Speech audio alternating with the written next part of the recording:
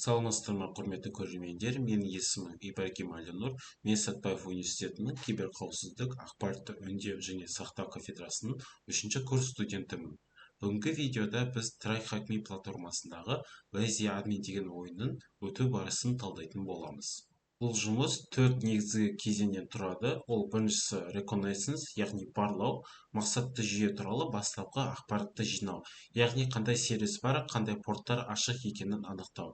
Екінші кезең enumeration, яғни ақпаратты жинау және талдау. Ол веб қосымшаның құрылымын зерттеу, жасырын директорлар мен файлдарды табу. Үшінші кезең exploitation, осалдықты пайдалану, яғни табылған қателіктер мен осал тұстарды пайдаланып, жүйеге қол жеткізу. Төртінші кезең privilege escalation, құқықты көтеру, яғни қарапайым қолданушыны әкімшілік деңгейге, яғни root палға дейін жеткізу керек. Сәйкес парақша өткен соң, бізге алдымен бұл платформада регистрация және вход жасап алу керек болады. Кейін біз manage account деген жерге өтіп, бұл жерде VM and VPN syntax деген бөлімін талдаймыз. Және осы жерде біз configuration файлды жүктейтін боламыз. Configuration файлды жүктеп болған соң, бізге терминалға кіріп, бұл жерде біз біздің configuration файлды іске асыруымыз керек. Ол үшін біз келесі команданы орындаймыз, яғни sudo. Ол бізде келесі қадамда администратордың атына орындау, OpenVPN бағдарламасы және config деген жерге біз жүктелген configuration файлды қоятын боламыз. Бұл жерге біз Kali Linux-қа кіретін парольді енгіземіз. Және бәрін дұрыс жасайтын болсақ, бізде бұл жерде initialization seconds completed, яғни байланыс жасаған деген сөз шығады. Енді біз тапсырмаға қайта өтіп, бұл жерде start machine дегенді басамыз. Мінекей бізге 1 минуттан кейін IP адрес беріледі. Біз ол IP адреспен жұмыс жасауымыз керек. Мінекей бізге IP адрес берілді. Енді біз бұны копировать етейік және біз бірінші кезеңді қарастыратын боламыз, яғни барлау. Бұл жерде біз nmap деген құралды пайдаланамыз, өйткені ол бізде сайт бойынша қандай ашық порттар және сервистер бар екенін қарауға мүмкіндік береді. Яғни біз жазамыз nmap sc, яғни ол стандартты сканерлеу, sp ол бізде сервистің версиясын көрсетеді, және a ол бізде агрессивті скан. Енді бұл жерге біз IP адресті енгіземіз және nmap сканерлеуді күтеміз.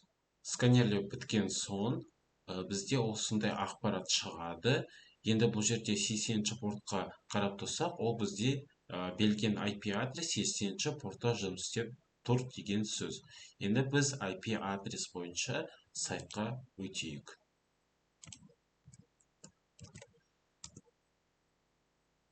Енді біздегі екінші кезең ақпаратты іздеу және талдау, яғни бұл жерде біз GoBooster деген құралды пайдаланатын боламыз. Яғни GoBooster деген құралы ол бізде жүйе бойынша жасырын директориялар файлдарды табуға мүмкіндік беретін құрал. Яғни терминалға біз келесі команданы орындаймыз. Біз жазамыз GoBooster.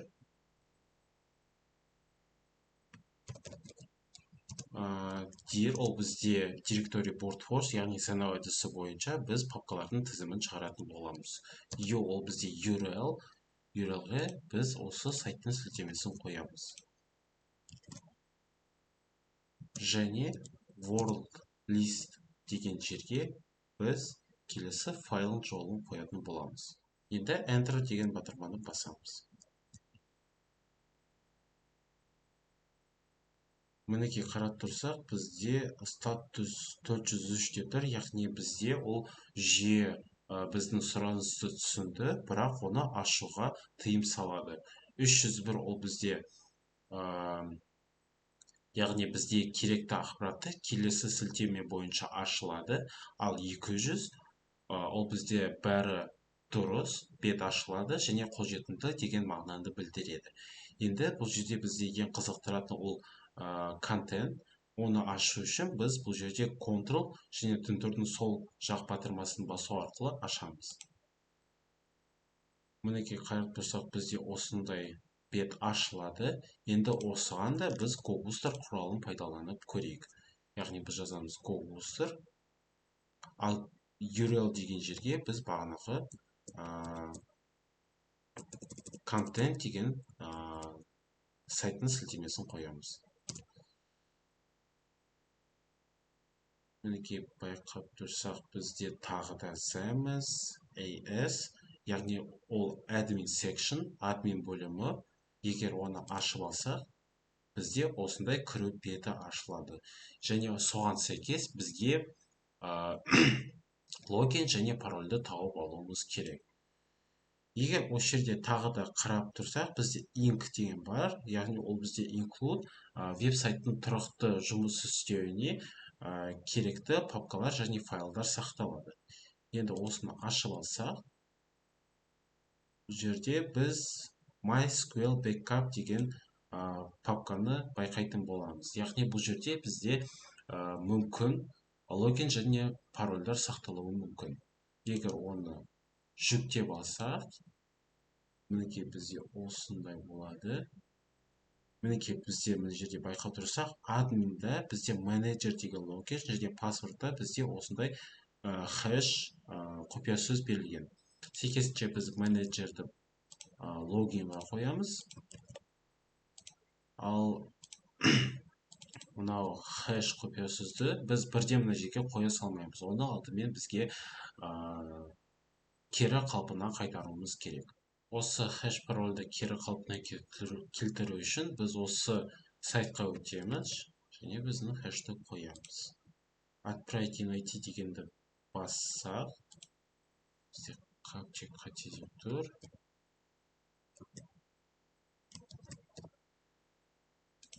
Отправить in IT дегенді бассақ, бізде осындай password 123 деген құпия сөз шығады. Біз оны сәйкесінше парольға қоямыз. Бізде дұрыс деп тұр. Енді біз келесі кезеңді қарастыратын боламыз. Яғни жүйеге қол жеткізуіміз керек. Ол үшін біз Reverse деген құралды пайдаланатын боламыз. Яғни Reverse ол біз мақсатты жүйе бойынша шабуылдаушыға кері қосылып, оны қашықтан басқаруға мүмкіндік беретін құрал. Яғни сәйкесінше бізге Reverse деген құралды жүктеп алуымыз керек. Оны қайда жүктеу керек екендігін мен описаниеда қалдыратын боламын. Мінекей осы батырманы басамыз және оны ашып алсақ,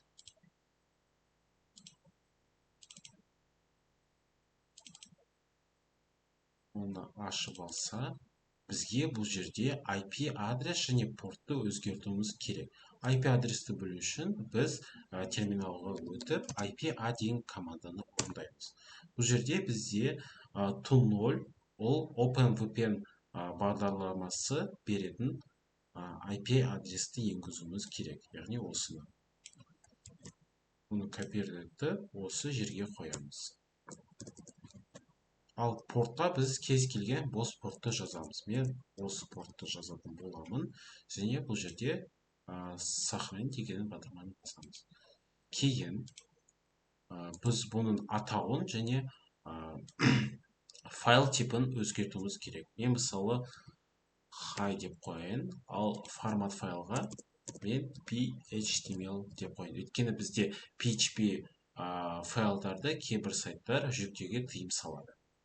Енді rename деп басайық. Енді біз сайтқа қайта өтіп, бұл жерде медиа центр бөлімін таңдап, біздегі Reverse-ды енгізуіміз керек. Кемеде ол дом батырмасын басамыз. Және енді біз осымен қатар тыңдалым жасауымыз керек.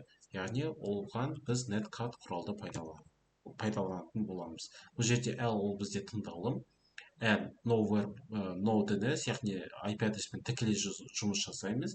V ол бізде вербоз, қосылу туралы ақпаратты экранға шығарамыз. Ал P-ға біз Reverse-ге жазған портты енгізетін боламыз. Енді Enter бассақ, бізде тыңдалым басталды. Енді біз осы файлды ашуымыз керек. Оны ашу үшін жай ғана тінтұрдың сол жақ батырмасын басамыз. Міне терминалға қайта өтсек, біз жүйеге қол жеткіздік. Енді тапсырмаға сәйкес ол бізде home деген директорияның ішінде болу керек. Яғни мен жазамын cd home. Бұл жерде itguy деген папка бар, оған өтейік. Және бұл жерде бізде uses.txt деген файл бар. Оны ашу үшін біз cat командасын қолданамыз. Яғни cat командасы ол бізде файлдарды біріктіріп, оны ашуға мүмкіндік береді. Міне біз оны ашсақ, бізде келесідей жауап берілген. Біз бұны бірінші сұрақтың жауабына қойсақ, ол бізде дұрыс деп тұр. Енді келесі кезеңді қарастырайық, яғни әкшімші деңгейге жеткізуіміз керек.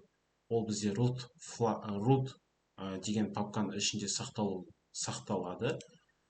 Яғни бізге root папкаға жету үшін біз sudo l деген команданы орындаймыз. Бұл жерде қарап тұрсақ, бізге рұқсат берілген файл, келесі файлды біз орындай аламыз. Яғни біз жазамыз cat және осы файлды. Мінекей, мына жерде байқап тұрсақ, бізде осы copy.ch деген файлды өзгертуге мүмкіндік береді осы жүйе. Алдымен бізге оны ашып алу керек. Яғни біз жазамыз cd / ол жалпы директорияға өтуге мүмкіндік береді. Бұл жерде etc өтеміз. Және соның ішінде, яғни etc папканың ішінде бізде copy.ch деген файл сақталады. Енді оны ашып жіберейік. Copy.ch қарап тұрсақ, бізде осындай жолдар берілген. Бұл жерде біз IP адрес және портты өзгертуіміз керек. Оны өзгерту үшін біз echo деген команданы орындаймыз. Және бұл жерге біз осыны тереміз.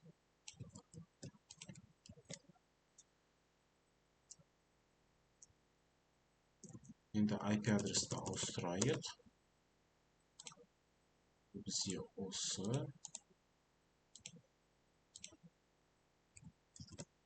Және кез келген бос портты қойып. Мысалы осындай. Және осы жерге біз тағы осыны енгіземіз.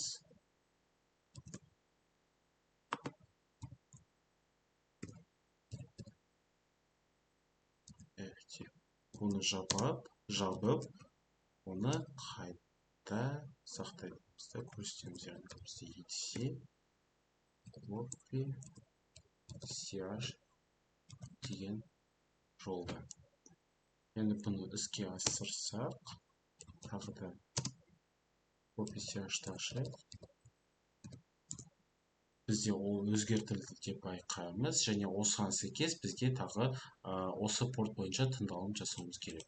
Яғни біз жазамыз nk, және бұл жерде осы тыңдалым басталды. Енді бізге қайта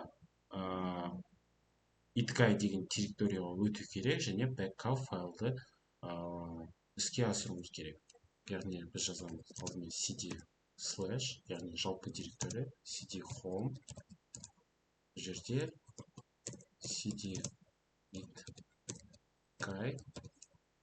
Яғни бізге администратордың атынан оны орындау қажет болған. Яғни біз жазамыз sudo және келесі файл жолдарын. Енді оны іске асырған соң, біз тыңдалымға қайта өтсек, бұл жерде ID деп жазсақ, бізде root права берілді дегенді көреміз. Яғни тапсырмаға сәйкес бізге алдымен жалпы директорияға өту алу керек. Бұл жерде біз root деген папкаға кіреміз. Және root.txt деген файлды ашатын боламыз. Мінекей бізде келесі сұрақтың жауабы. Оны сәйкесінше осы жерге қояйық. Чек батырмасын басса, бізде ол дұрыс деп шығарып тұр. Осымен болды. Қарағандарыңызға рахмет. Қазақ тілін қолдап, лайк басып, видеоны бөлісіп қойыңыздар. Сау болыңыздар.